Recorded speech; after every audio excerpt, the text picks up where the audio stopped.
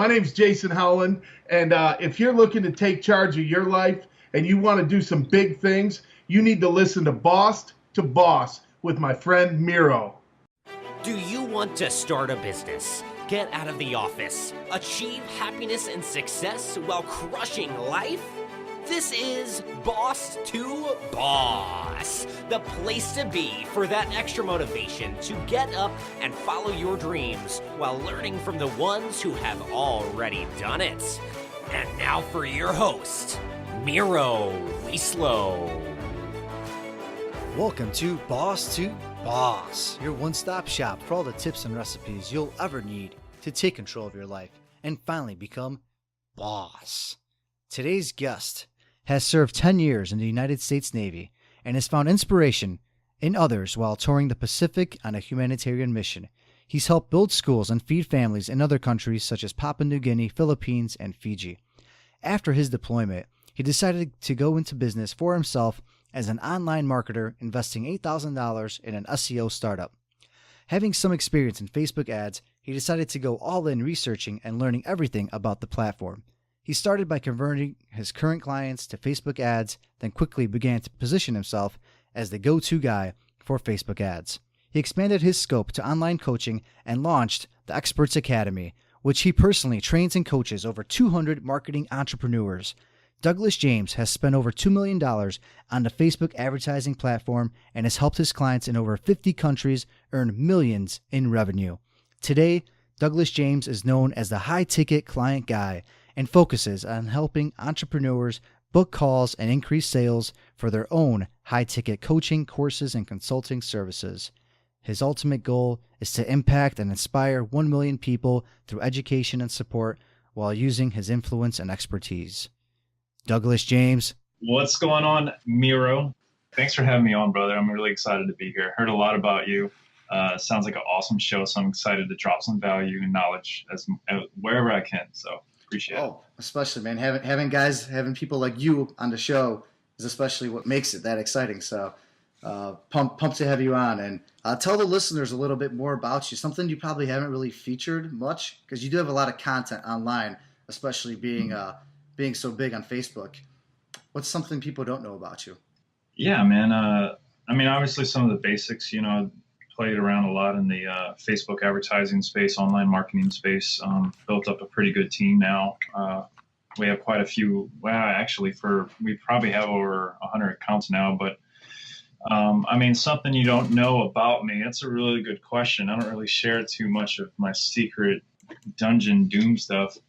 I think probably one of the most interesting things that most people don't know about me is I actually have a very artistic, creative background. Obviously I do marketing, so I'm pretty good at selling shit online, but I think what I'm more, as far as artistic, in high school, I used to paint, right? So I was in talented art class, quote unquote. And I used to paint murals. I used to paint these huge canvases of, my whole thing was me looking into the universe. So any painting you'll see of me doing, it'll be like you can see my eyelashes or my fingers in the painting, but looking out to the moon or Uranus or Saturn or something like that. Really cool. So I did a lot of painting. I was really good. Actually, as an entrepreneur, I made my first sale at my high school senior art show. So I sold 3 paintings and I made about $1,200, which was really cool. So that was the first, actually my first crack as an entrepreneur right there. So got a little bit of artistic background. I think that translated a little bit into my ad copy and, our funnels and everything that we do in our business today. So. All right. So you mentioned funnels. Is that something, I take it that's a big part of the new repositioning, that you did going from SEO into Facebook, right? Oh yeah, man. So obviously Facebook advertising, to be able to market on the platform, you have to take someone off Facebook and put them in on some type of page or website, to really generate that result you're looking for, whether that be a lead, a sale, a book call. I call it funnels. I think most people in the market can resonate with the word funnel. You're jamming, 1,000 people on one end and you're getting 10 sales on the other end. I mean, just for easy numbers, so that's essentially a funnel. So landing pages, there's a lot of great ones. We use ClickFunnels and Instapage a lot, but, there's stuff like lead pages out there. There's, website platforms. I don't recommend websites, but there's, WordPress and stuff like that. But yeah, definitely use a lot of funnels in the marketing space for our business. Yeah, that's good stuff, because not a lot of people know exactly what a funnel is, and that's something that I'm sure we'll get into. If not, I'm sure there's places to find. Where can people find you? What's the main spot? You have the main site. Yeah, you can find me at thedouglasjames.com. Yes, that's right. I'm the Douglas James. All right. So go to thedouglasjames.com. You could also look up my company site. It's ampedlocal.com, AMPED local. But if you really want to chat and get to know me, and I like to have more personal connections with people, especially that I meet through podcasts, or if I go to a networking event, or if I go speak or something. I like to connect with people on Facebook. I mean, I think that's a lot easier.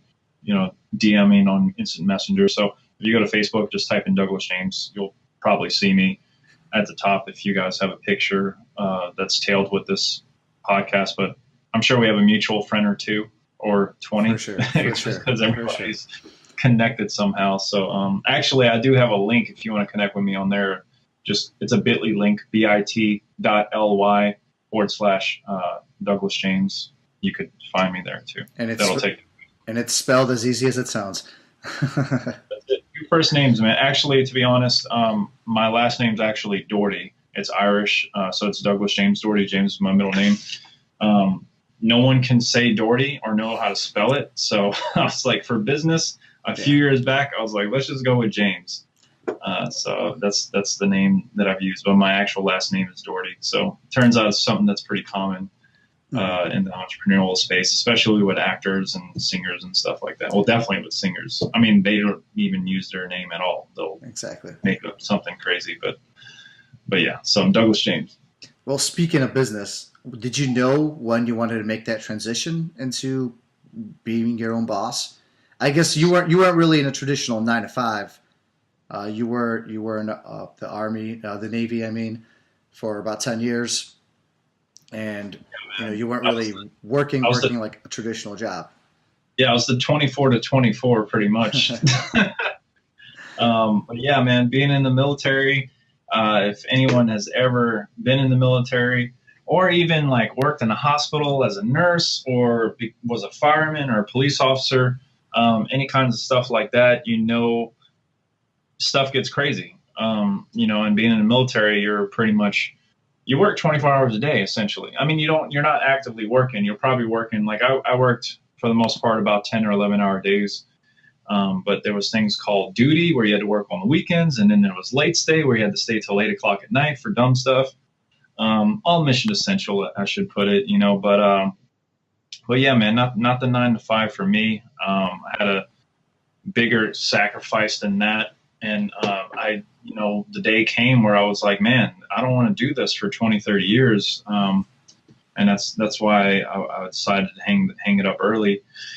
But, I mean, dude, with any job, and I'm sure anybody listening can relate. I mean, you don't really like it when your boss is telling you what to do. And I mean, if you're 5 minutes late, you get a hard time, you get written up for dumb stuff, people have lives, things happen.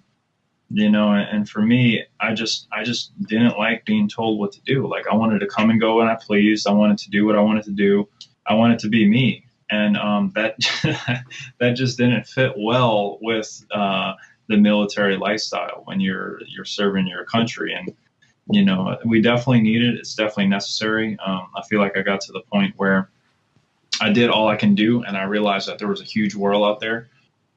Like a lot of people that, work at TGI Fridays or Victoria's Secret, there's a huge world out there. And a lot of people, go to college to find the answer, and they end up getting, 60, 70K in debt and still working at TGI Fridays and Victoria's Secret. So, we all have our learning curves. We all do what we need to do to put food on the table. But I think that when I found my passion, the Navy did give me that segue to realize like what I really wanted to do in life.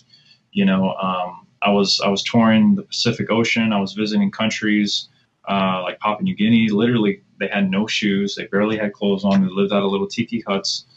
And we went in there and built schools, and we built a hospital. And it was like the most impactful thing that I think I've ever did in my life. Other than joining the military, I don't want to downgrade the military at all. I served honorably, did a lot of great things, but it was a stepping stone.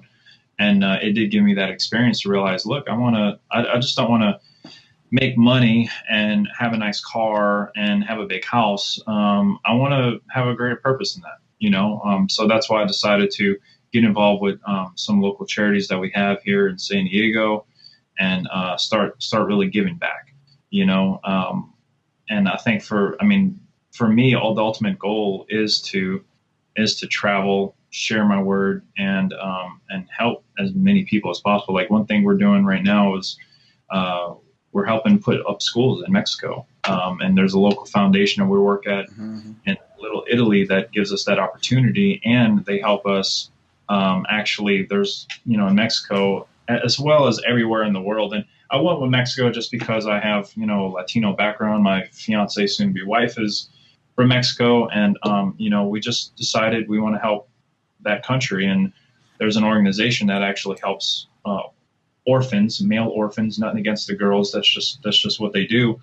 And, when I went to that orphan and visited, just to look in the boys' eyes, I'm like, I can't deny these kids, so they actually help find families for these boys. So that's where we spend our time and donate a percentage of our company to. But there's tons of charities out there. And I think finding that passion has given me a lot more. I feel way more fulfilled being able to do something like that than have a big company with a lot of clients and everything. And that's great. That puts food on the table. That help. We're helping people, we're saving people's businesses, getting them more clients.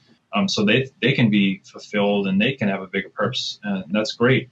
But for me, that's really what I wanted to do eventually, is become a full-time philanthropist. I love sharing. I think that it's a complete waste of money, energy, and time to not share your heart with the world and share your story like I'm doing now.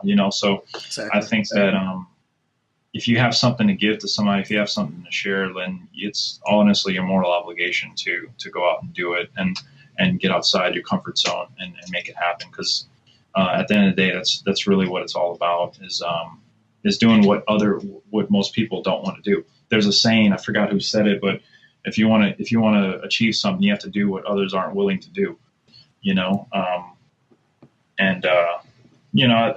can take that concept in the working force in the 9 to 5, get promotions, corporate America, have the big job, get the company car, get the company iPad, get the BlackBerry or iPhone or whatever.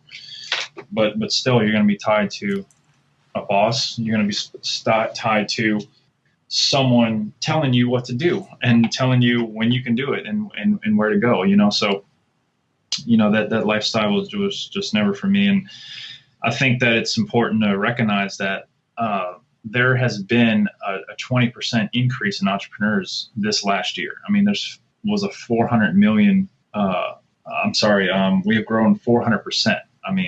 From the previous year in entrepreneurs, and whether that be in brick and mortar or internet business. And you're going to see a lot more of that. Less people going to college, more people trying to find some type of side time hustle, make that full time. And I think that, like for me, we sell, not only we run a marketing company, but we have I have a coaching program as well. We have over 300 students, and I do calls every Wednesday, and we help these guys build their own marketing agency. And the big thing that we get asked is like, what am I going to waste my time? I'm not techie. I don't have skills for these programs. I don't know how to talk to people with sales, blah, blah, blah. And it's just kind of like, that's cool. That's what I'm here for. But here's the thing, what's costing you more, continuing doing what you're doing, waiting tables, hating your job, or trying something new and different and giving it a shot. Even if you fail, at least you got outside of your comfort zone. Maybe there's another opportunity for you, which most people, I'm not saying we fail, but that's the matter of it. I'm being real and raw, playing at at the level field, it's important that someone's honest with you. You know, you are going to fail. Things are going to come up. Things are going to happen. And you can't let those fears keep you from achieving what you want. You know, whether it's with my coaching, with Joe's coaching down the street, or with whoever. And that leads me into another topic, coaching. If you want something, go find somebody that's already doing it and pay them, dude. Like, I wish I would have done that so many years back. You know, it would have saved me a lot of time. Same here. Same here. So, I mean, but now I invest into mentors like Cole Hatter, you know, and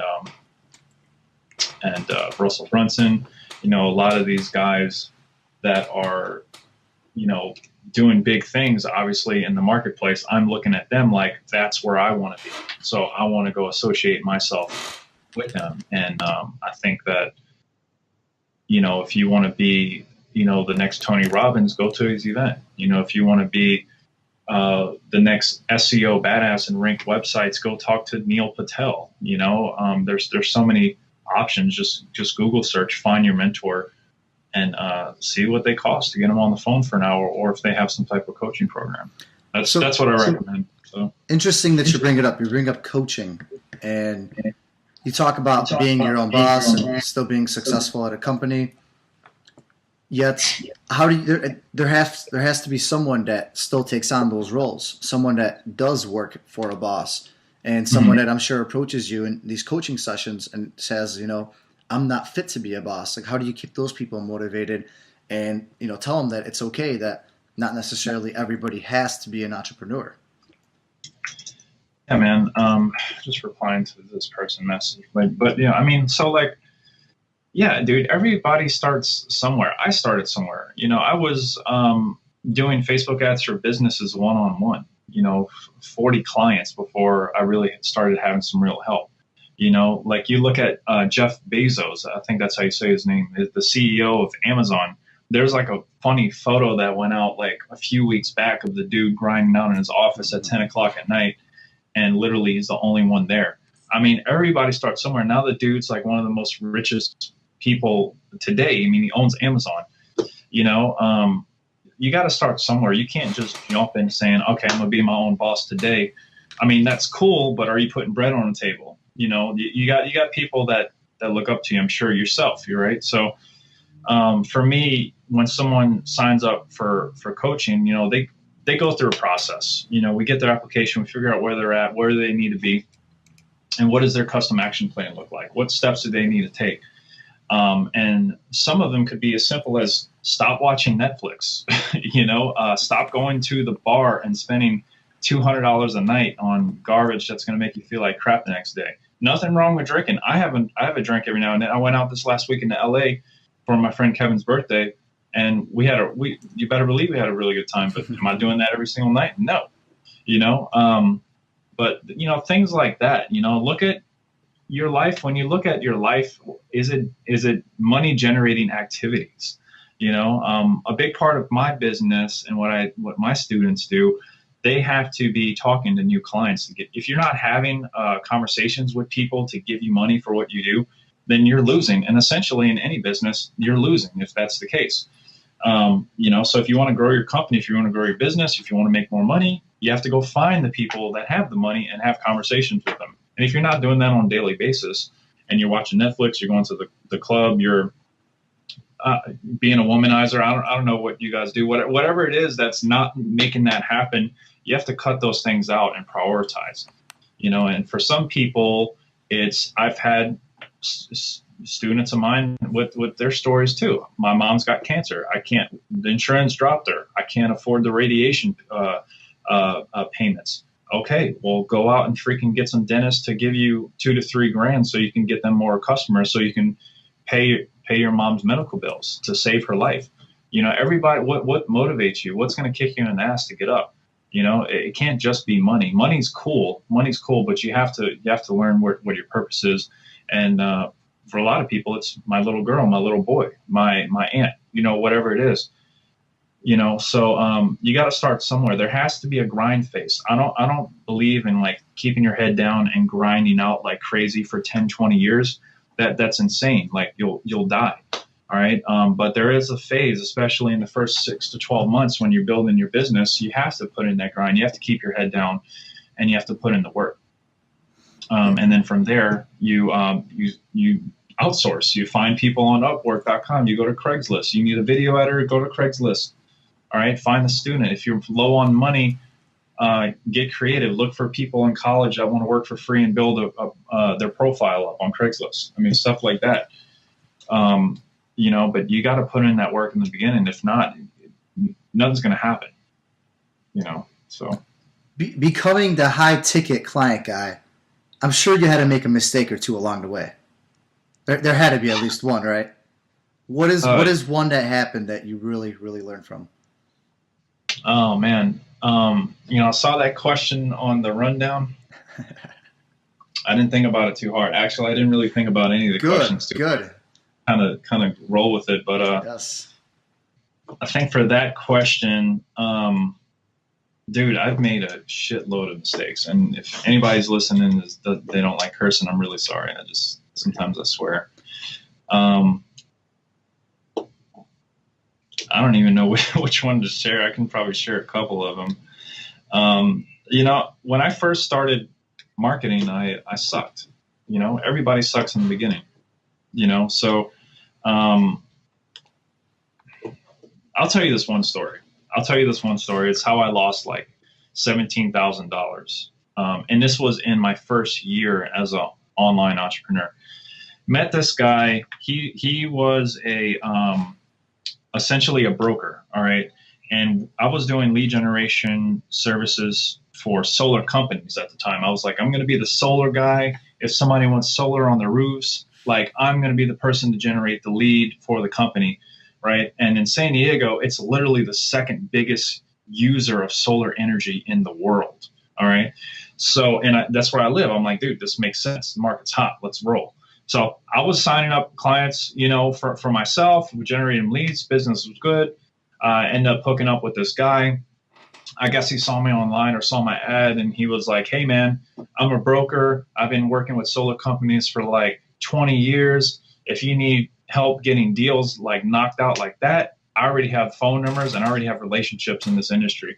So he goes out there, he lands us a couple deals. I'm like, cool, this guy got us a couple clients. So they turn around and they're like, we're going to do 2-week payouts. So I pretty much generate them all the leads. So I had to pay for the leads for 2 weeks. And mind you, I didn't put this guy in a contract, like total uber beginner mistake. All right. This is my first year doing business. I was like, I saw the green and I just went for it, and didn't have this guy in contract. Sent these 2 clients leads for 2 weeks. And it came to almost $18,000 that I was in a hole. And 3.5 years ago, $18,000 was like life. You know what I'm saying? Like, that's a lot of cash. And I sent the guy an invoice. I was like, dude, you owe me, after profits, it was roughly $23,000. Like I was going to make maybe $5,000 off of it. And I invoiced the broker, and he went back and forth with the companies through Skype and messaging. It was really weird how he was using Skype. I was like, dude, why don't you use email or whatever? But he went back and forth, and the guy ended up not getting me the money. I think a month went by, and I'm like, dude, I still haven't got paid. I shut the leads off. I'm like, we're not sending leads to these guys. Why aren't they paying? What's the problem? And the guy ended up falls off the map. I can't get in touch with him. His phone's disconnected, this broker. And I'm like, fuck, I'm screwed. I spent $18,000 of my own dollars. I'm not even going to get paid for all the work that I did. And this guy's phone is disconnected. What do I do? Went online, which I should have did in the first place. I started researching. I put in this email address. I put it in his name. I happened to get his address off of something he sent me. And I had to do some digging. I actually talked to an investigator.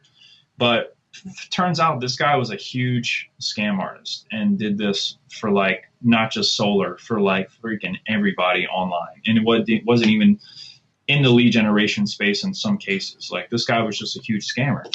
And I was so angry. I was so angry. I was like, I was like, I'm going to quit this business. This sucks. I never want to do lead generation again.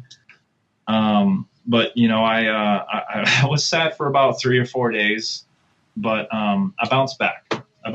My girlfriend, my fiance at the time, my girlfriend, which is still my one and only, almost 4 years ago, she was a major support through that time. And, you know, I kept my head up and, you know, signed on clients, had cash flow coming in, and it was all good. You know, I still had cash flow, but 18 grand, like in one shot, was like crazy. I was like, pretty much that was all the profits, nearly all the profits at the time that I had. And, it almost crashed my business.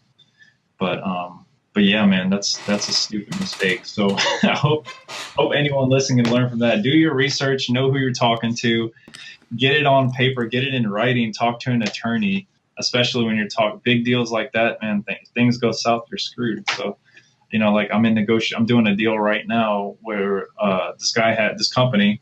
I say this guy, he has a big company, but they have 95,000 clients in the U.S. and Canada, and they do nothing with Facebook. They do only SEO and, like, you know, social media management, stuff like that. Nothing with Facebook advertising. So they want us to do all of their advertising, which is going to be a really massive deal for us. So I have my attorney like on lockdown, writing the contract, and it's going to be black and white, you know. So I definitely learned from that mistake. And definitely with every deal, I do a contract, with this one for sure, of this magnitude. So always use a contract, do your research, know who you're talking to. Yeah, man, money will do that to you a lot quicker than if money wasn't involved. That's for sure. Well, that's a great story. I'm sure a lot of people will find that very useful, especially the way it happened. I mean, you easily, you know, you made money on it first. It's like, oh, why can't I make more? But that's how they get you. Yeah, man. So let's just say somebody that is looking to make the jump and, you know, possibly go through these mistakes or hopefully not.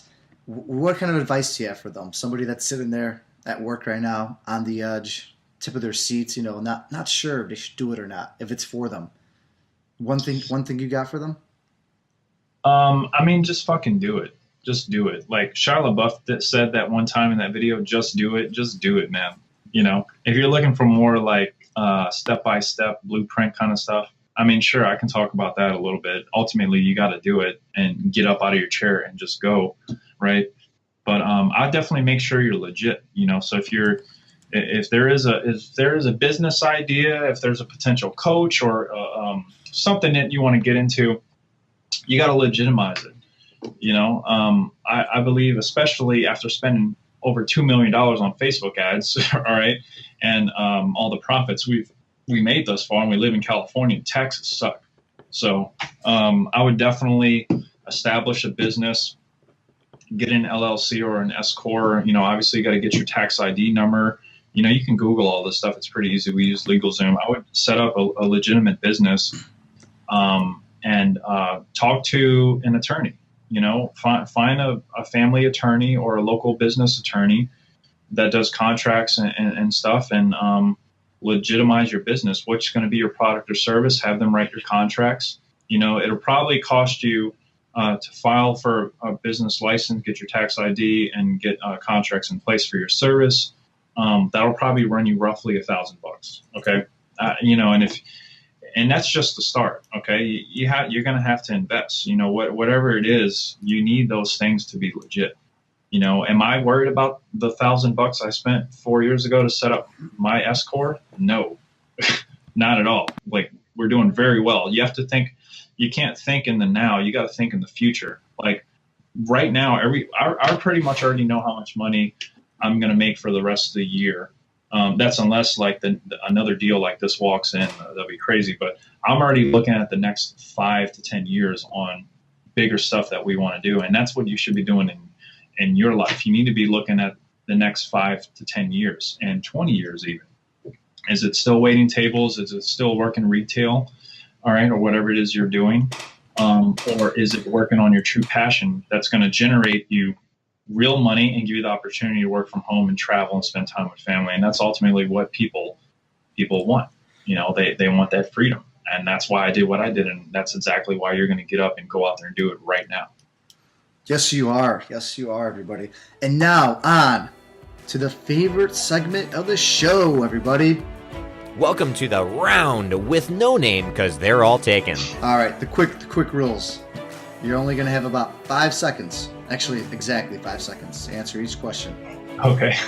I didn't give you all the questions, so you can't cheat, so you can't prepare beforehand. So you got a little teaser. Anyways, if it doesn't happen, I don't really know what goes down, but my producer tells me he walks in here and I don't know what he does to me or to who, but we just got to keep it in 5 seconds, and hopefully we don't have to deal with him. So Gotcha. Do it. I'm pumped. Here we go. Favorite book? Favorite book? The Influential Mind by Tally Sharp. That was close. You're stranded on the island. What is one item you'd want with you? A knife. Man, I always get a new answer on that one every single time. That is great. Who is, or still currently, or was your greatest mentor? All right, I have to say my uncle Vance. He's an entrepreneur himself. He's coached me through a lot of stuff. So out of all of them, my family blood, my uncle Vance is definitely it. Awesome. Is entrepreneurism a fad? Is entrepreneurism a fad? No, it's freaking making money from home. What the hell? Hey, man. I got questions. You got answers. Is voice the future, specifically podcasts? Oh, yeah, 100%. Yeah, 100%. Most people listen to podcasts and radio. What is one item that makes you who you are? Whether a drink, a food item that you eat every day, what makes you Douglas James? What is that secret? The haircut. You heard it here, folks. You heard it here. All right. We came in on time with all these. Hopefully, we don't have to deal with him. He's not here. We're all good. Anything you want to elaborate on? Entrepreneurism, a fad. Why does that shock you so much? I mean, I think people, when they hear that word, especially the average mindset, like average people, right? And I don't want to say like average in a bad way. I'm talking about people that run the world pretty much, or the working force, the blue collar people. When they hear the word entrepreneur, that's something that doesn't resonate with them. So they pretty much they don't know what it is, so they immediately block it out and cancel it out because they know there's a lot of fear. There's a lot of fear there on becoming an entrepreneur. So they block that out. And when they hear it, or if they see anybody do it, for the most part, people, to make themselves feel better and bring themselves up, they'll try to undermine anyone trying to pursue their true passion. So I think the word fad, I think it's just used by people that don't have enough balls to get off the couch and do what they really want to do in life. And they'll say it's a fad, when the truth of the matter is it really is what runs the world. I mean, we wouldn't have Amazon, McDonald's, Walmart if it wasn't for a few single people that really had the balls to do something, to think outside the box. And today we live comfortably, and we're thankful for Sam Walton and Jeff Bezos and all these awesome people that now we can go to a department store, literally walk in, and anything we want in life on the shelves for our house to eat, it's at Walmart. Anything we want to buy online is on Amazon. Mm-hmm. So, think about it. These guys changed the world. Are you going to change the world next? What's your idea?